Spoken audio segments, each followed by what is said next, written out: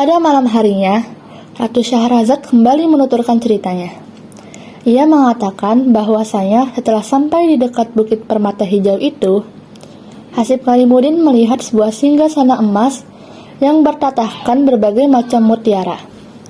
Lalu, di sekeliling singgasana tersebut, tertata kursi-kursi yang terbuat dari emas, perak, dan zamrud.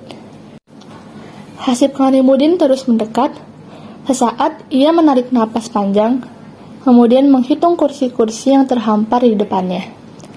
Ketakjubannya pun bertambah manakala kursi-kursi yang dihitungnya itu berjumlah 12.000 kursi.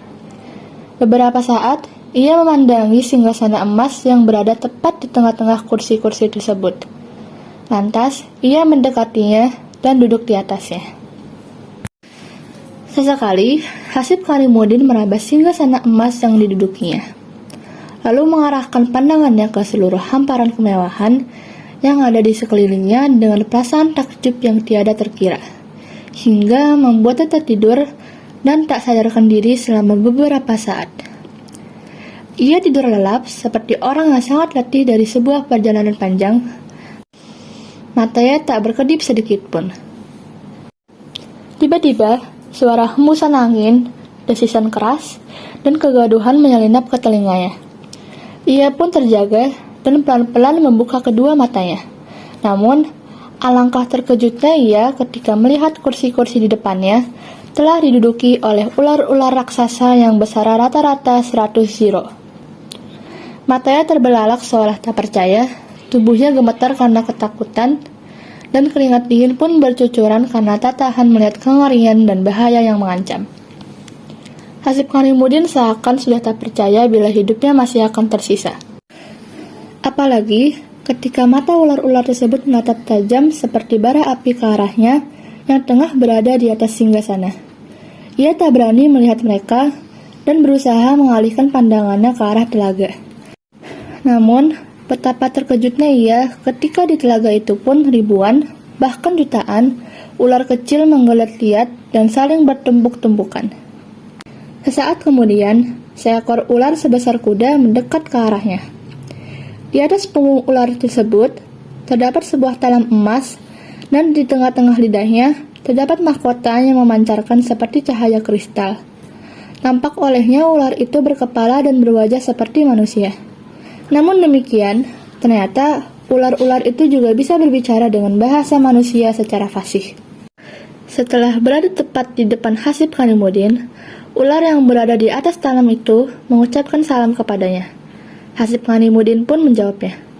Bersamaan dengan itu, salah satu ular yang duduk di kursi-kursi tadi turun, lantas mendekati talam tersebut, kemudian membawa ular yang berada di atasnya ke salah satu kursi dan mendudukkannya di atasnya. Setelah itu, ular tersebut tampak berbicara kepada semua ular yang ada dengan bahasa ular. Rupanya, ia memerintahkan mereka semua untuk pergi meninggalkan tempat tersebut. Maka, satu persatu ular-ular yang duduk di kursi-kursi itu pun berlalu meninggalkan tempat. "Engkau tidak perlu takut pada kami, wahai pemuda. Sesungguhnya, aku ini adalah Ratu Ular dan pemimpin mereka," kata ular yang tersisa. Mendengar pernyataan tersebut, hati Hasib Karimudin yang sedari tadi diliputi rasa cemas dan takut yang luar biasa pun kembali tenang. Bersama dengan Hasib Karimudin menghempaskan napas kelegaannya, si Ratu Ular memerintahkan beberapa ekor ular untuk membawakan hidangan ke hadapan Hasib Karimudin. Beberapa ekor ular pun datang satu persatu dengan membawa talam-talam emas yang berisi berbagai macam buah-buahan, seperti apel, pisang, kurma, jeruk, dan lain sebagainya. Lalu mereka menghidangkan buah-buah itu di depan Hasib Karimudin. "Selamat datang di tempat kami, wahai pemuda. Sudilah kiranya engkau memperkenalkan namamu kepada kami," pinta si Ratu Ular. "Namaku Hasib Karimudin." "Wahai Hasib, makanlah semua hidangan ini," kata si Ratu Ular mempersilakan. "Kami tidak memiliki makanan lain yang bisa kami hidangkan untuk menjamumu selain buah-buahan ini. Janganlah engkau takut lagi kepada kami." Maka tanpa ragu lagi, Hasib Karimudin menyantap hidangan tersebut dengan lahap sampai merasa cukup kenyang.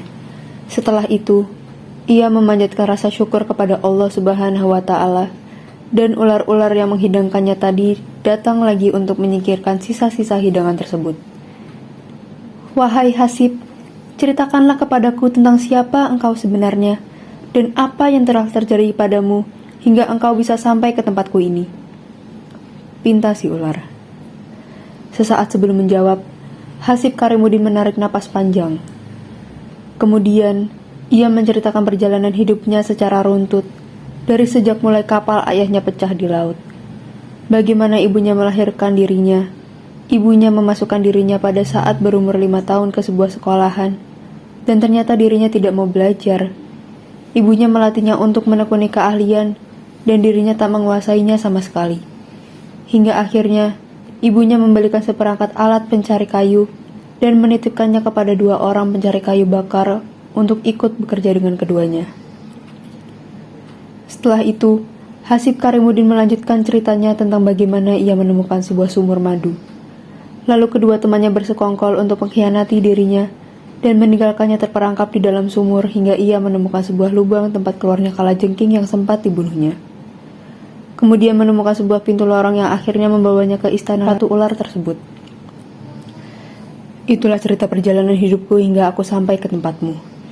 Kini, aku tak tahu lagi apa yang akan terjadi padaku esok hari, ujar Hasib Karimudin menutup ceritanya. Adapun Ratu Ular, setelah mendengar semua cerita, Hasib Karimudin berkata, semua yang terjadi padamu itu akan membawa pada suatu keberuntungan bagimu. Subuh tiba, dan Ratu Syahrazad menghentikan ceritanya.